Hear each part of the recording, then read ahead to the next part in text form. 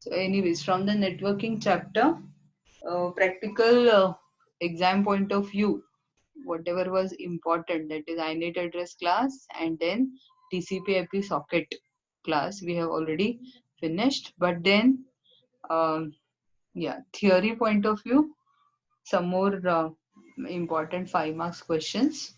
For one of them is URL. It's a expected 2 marks question or 5 marks question. They will ask you to define what is URL. And anyway, it is a general question as well. You all know that URL means Uniform Resource Locator, which indicates a address on the internet. So let us see the definition given in the textbook. URL stands for Uniform Resource Locator that represents a resource. Resource here indicates a machine. Sometimes it could be a database or it could be any other like printer resource also. Even printer has got one. I mean, if you have to share a printer, even that printer should be connected to a PC and through that PC it will be shared. So URL indicates any resource which you want to share on World Wide Web. So you some more points. URL provides a format to uniquely identify or address information on the internet. So URL is a means. It has got one unique way of identifying every PC on the internet uniquely. Every browser uses them to identify information on the web. Normally, you can use either IP address or the address. So this URL. So normally, because URL is easy and relevant to our practical, you can say requirement, or the URLs will have the similar names that are relevant. So it is easier to use URL. Now within Java's network class library, as you all know, java.net package, in that library, the URL class, there is a specialized class by name URL. So first of all, URL, if they ask you for 2 marks, URL stands for Uniform Resource Locator, that is used to uniquely identify a computer on the net. Plus, you can even write one line that URL is a class present in java.net package. And it provides a simple, concise API to access information across the internet using URLs. So, URL, whichever URL or whichever address we create, uh, all those will be the object of the class URL. So, all URLs share the same basic format with some variation. So what is the basic format of URL? Here we have seen two examples. One is HTTP colon, then double slash, then there'll be www or whatever the URL's address starting, then mhprofessional.com, then slash. Slash may further extend to the actual page which you want to access. So on the internet or on the address bar, even when you type this URL like this, MH professional, or even you type partial part of the URL, still nowadays, as you all know, that internet automatically through that search engine algorithms, they will try to understand what you want to say, even if you have not completed the URL, and then it will try to open that web page for you. But if you want to be very, very specific about that page which you want to open, then you can give the specific URL like this: http colon www.mhprofessional.com colon 80 slash index.html. So what are these parts? So let us see with the example. URL specification is based on 4 components. Which are the 4 components? First one is the protocol. So whichever protocol, and normally because we share textual information or image information, all that are part of HTTP protocol. So protocol is the first part in any URL, which is then there is colon, then double slash, then the host name, second one. Third part after colon, which is optional, it is a port. Fourth part is a file path. So let us see one by one. The first part is the protocol to use, separated from the rest of the uniform resource locator by a colon. As you all can see, after the protocol, there will be always a colon in the URL. Commonly used protocols are HTTP, FTP, Gopher, and there is another file format also, file type of protocol. The second component is nothing but the host name or the IP address of the host. Suppose now if you want to know if you want to access a machine, you can either access by the host name or the IP address. Like all of you know, in our college, to connect to internet, we all use that Sophos or that cyber room page which asks you for the username and password. To open that, we know the password, we know the IP address, so we type IP address http colon 192.168. Something like that, whatever is the IP address. We type that and then we write colon 80. 80 is a common, what you can say, the port number through which we connect. And then after that, we write index.html. So let us see the third. What is the second part separated as? Separated from the URL. The second component is the host name or the IP address of the host to use. It is delimited or separated from the left side. Left side is your protocol. It is separated from the left side with double slashes. You can see after the colon there will be always a double forward 2 slashes, and on the right side either by a colon or a slash. Why colon or a slash? This third part, which is port number, I hope you can see my cursor here. So the third part, which is a port number, it is optional part. So when it is present, the second part, that is the host name, will be separated with a colon. If this part is not present, then this will directly connect to the rest of the URL with slash, as you can see in the previous example. After mhprofessional.com, then there is directly a slash. So the second part may be separated at the right side either with a colon or a slash. Now let us understand the third part. Third component is the port number. It is an optional parameter delimited on the left from the hostname by colon and on the right by a slash. The default port, if you don't use any of the port, the default port number will be 80. 80 stands for the HTTP port. The fourth part is the actual file path. Suppose you want to, in a website, now all of you know that a website is a collection of many web pages, and each page will have its name to which you connect. So here the fourth part is the actual file path. Most HTTP servers will append a file named index.html. So in any website, there will be one common file. As you all know that in every book, the first initial pages will be index, through which you will jump to any other page. So similarly here, the home page will always have the name as index.html. HTML because every web page has a format of HTML.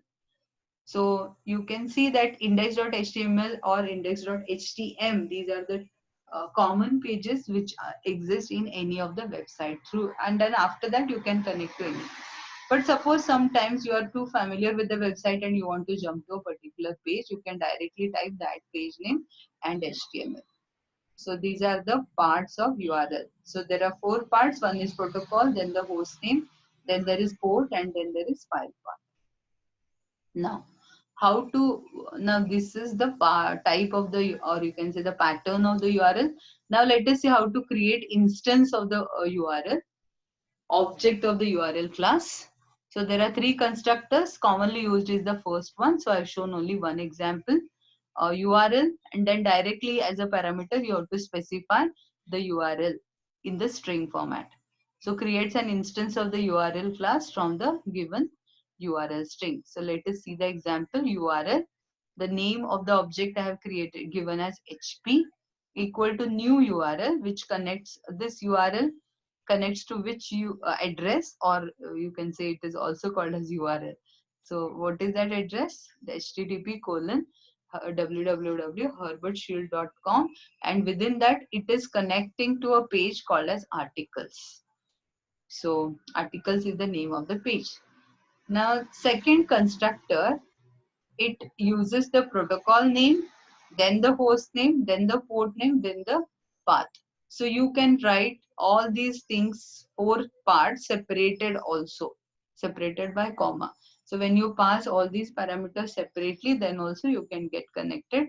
But as you all know, the easiest one will be the first one, which is common. Then the third is protocol name, host name, and then the path. Here port is absent. So in this case, the default port will be taken as 80. Now, after we create a object of URL, let us see which are the instance methods that we can use. One is get protocol. Once we have the URL, from that, if you want to fetch which is the protocol part of it, we can use get protocol. Which is the host name part, you can say get host. Which is the port part, you can say port, get port. And the last component, as you all know, that the file. So if you want to know what is the file part of it, you can use get file. Now there is a simple program to demonstrate, and it is easily executable also. So there is a class whose name is URL demo. I directly started main method, created the object of URL class. Which constructor we have used? The first one.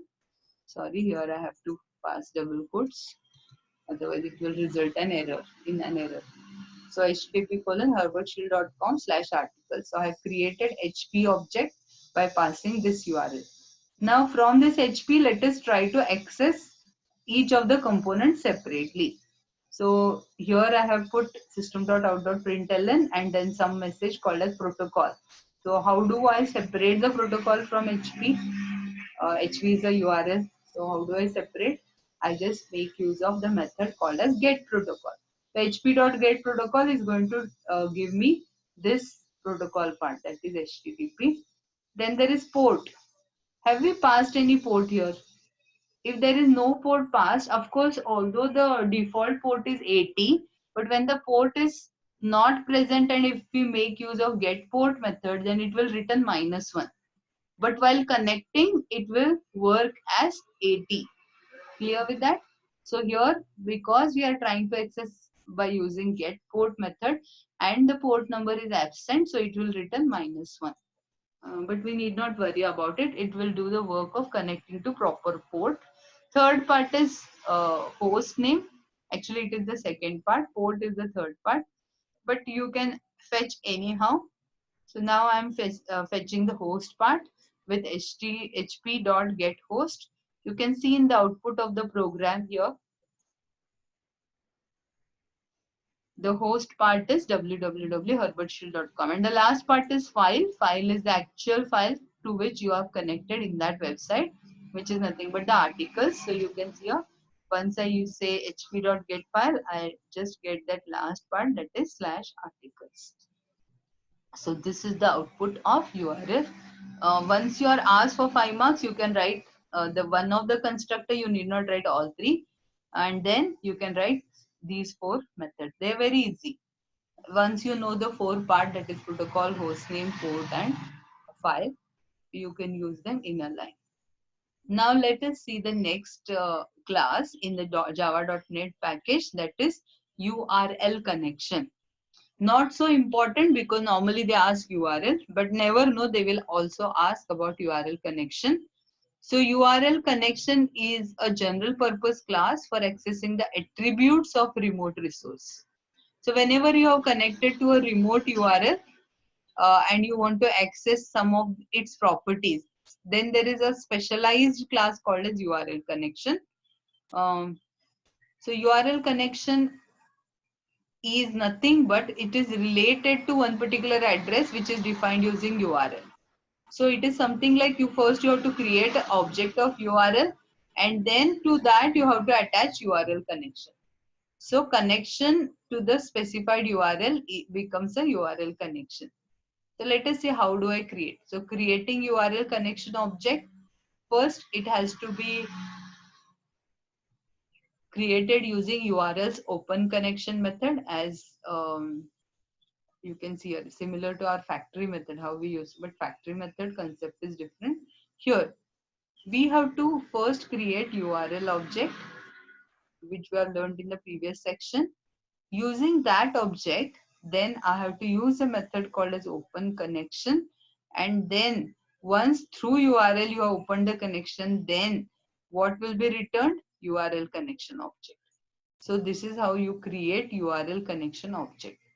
So I have given it a name as URLC, object of URL connection, equal to URL, that is URL's open connection method.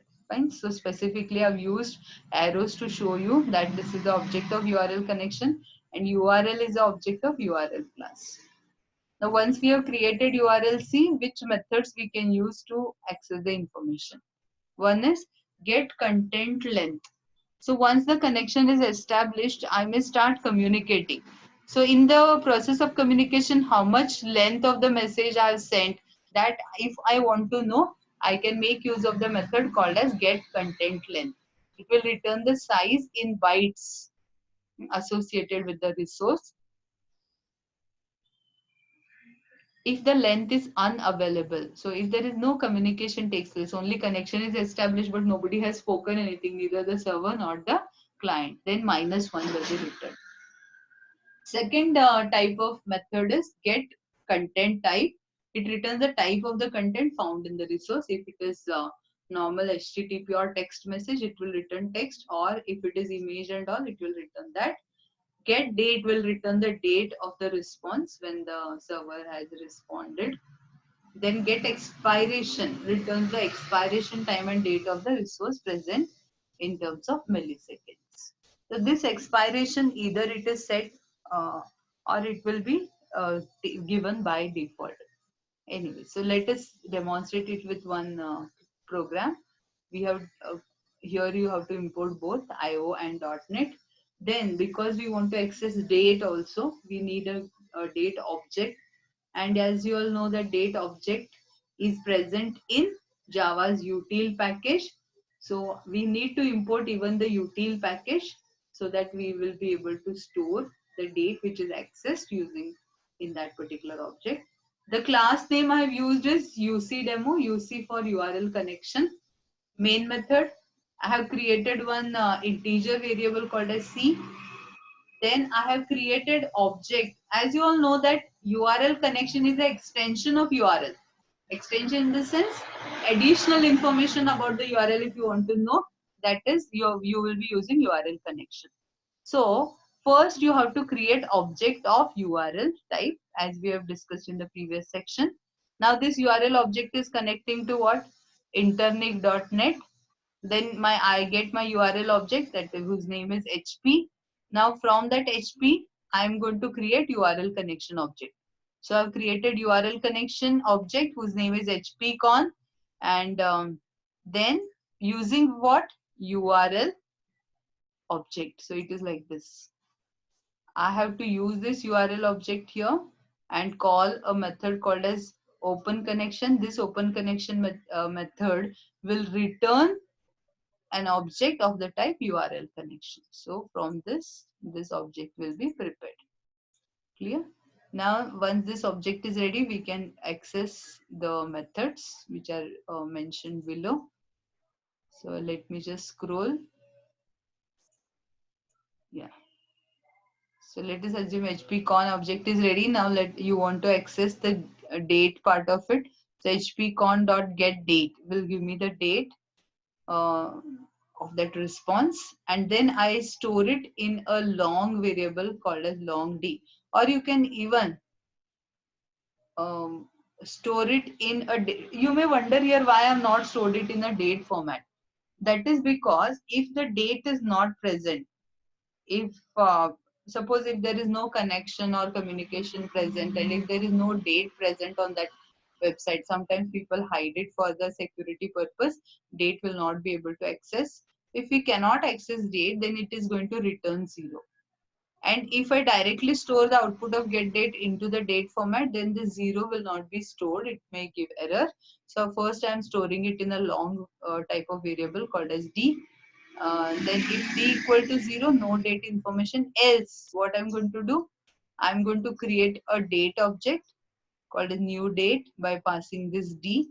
So this D will store number of milliseconds of the date, and then from that D it is going to convert it into the date format. So I've shown that particular date here. Then content type. So if I want to know what is the content type, I make use of hpcon.get content type and I just print it in front of content type. Then if I want to know the expiration date, I can just say hpcon.get inspiration. Then there is again, if the expiration date is not present, it will return 0. Else I have to again, because get expiration is nothing but the date, again I have to convert it into date format and then print. Then last modified, when it was last modified, again it's a date, so I will not explain this. Get content length, I can store it in a long because the length of the communication may be a large one in bytes, so it will just store the length here in the long variable. Now if that length is going to be -1, so that means if no communication has taken place, I say content length unavailable, else I say content length equal to length. Now, if len is not equal to 0, now I want to access actual content, not the content length.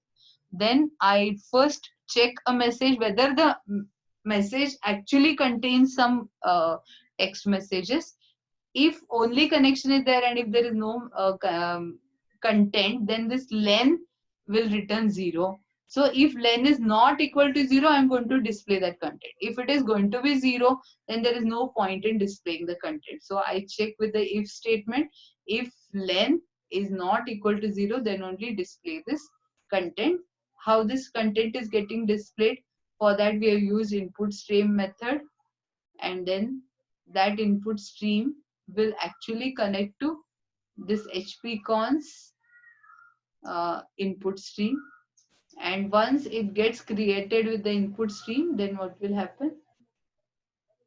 While it is in the loop, I'm going to, after that input stream is created, byte by byte in that stream, it is going to send the information. So whatever information I will receive, I'm going to take it in a variable C, byte by byte, till when the C will continue to read, till that input stream read will return -1. That means till it has finished reading entire message, I can just go on reading, and then I'm going to print it simultaneously using SOP. If there is no message, if length is equal to 0, then I display message no content available. Clear? So as you can see here, I have displayed a date, then there is content type, and then there is no expiration information. So this was all about URL connection. Now similar to that, one more extension of URL connection is HTTP URL. This is a subclass of URL connection class which is specialized for HTTP URL connection. So how to create HTTP URL connection? It is the same, exactly same as we have seen previously, except for its name. I have to use open connection method of URL object. Once we have obtained HTTP URL connection object, we can use the methods which are defined in the parent as well as its own method. So what are the additional methods of HTTP URL connection? I can say get request method. Returns a string representing how URL requests are made, such as get or post. So when I send a request, we have seen in the previous example, whether it is get form or post form. So it will give me the access type, whether it is get or post. Get response code, it will returns the HTTP response code. If there is no response code available, it will return -1. Then there is something called as, if there is automatic redirect, so if you want to redirect your website connection also, you can use that. If it is redirected, I can understand whether it is redirected or no using this method. Then get follow redirect. Yeah, sometimes these redirects are automatically followed. Of course, you need not go so much into detail, but it is there in the textbook and I just wanted to show you some of the example. So in this case, HTTP URL connection, you can write the same methods as of the parent also. You need not write this extra. But anyway, get response code, then get follow redirects and get response message. So get response code, get response message and get request method. These three methods are sufficient. It is going to return the response message associated. Null if no messages is present. So here I have shown it with simple example. Actually in textbook they have given a complicated example. Anyway, so this is a simple. I have created HTTP URL demo class. To create an object of HTTP URL connection, first I have to create URL object whose name is HP. Then from that HP open connection method, I am creating HTTP URL connection object. Now once I create the object, I can access its information using the instance method, get request method, get response code, get response message, etc. Sometimes when the response message comes, that message will have lot many information, that each of the message will be associated with, suppose if this is a message, this text file, the information about this will be, uh, it is something that normally whenever a message is fetched from the internet, that message will be in this format. I'll just open the file here.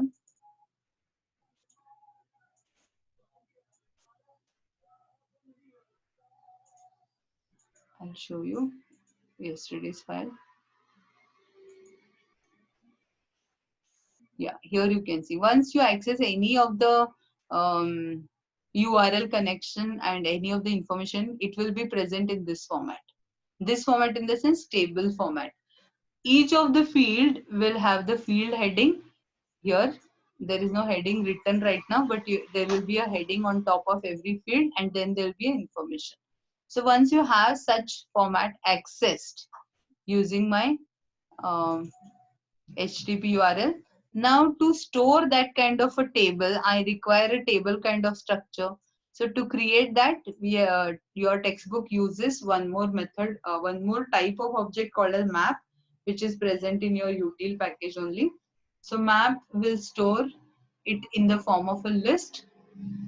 For that, I will take all the header fields. Header fields in this sense, as I told you, the top header part, all those fields will be stored in a list.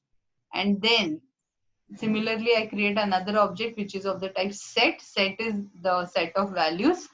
It will take all the key set, uh, and then it is going to display all the headers using the for loop. So till that headers are present in my string variable, string list, it will print all the key as well as the header values. Anyways, you need not go so much into detail. Exam point of view, absolutely not so important, because it is very, very in depth. What you may be expecting is HTTP URL connection. So you just have to show what is that definition you have to write, then how to create HTTP URL connection, and at the most you can write 2 methods. That's sufficient. No need not concentrate on the program because it is little complicated. Yeah. So today's last part of one line, they normally ask what is URI. So whenever in a question paper, while printing or while reading, you in a hurry you may read URI as URL and URL as URI. So you have to be very particular on that last. Since normally these classes are used in uppercase manner, so this I is clearly I here. If it would be L, it would be capital L. Remember then.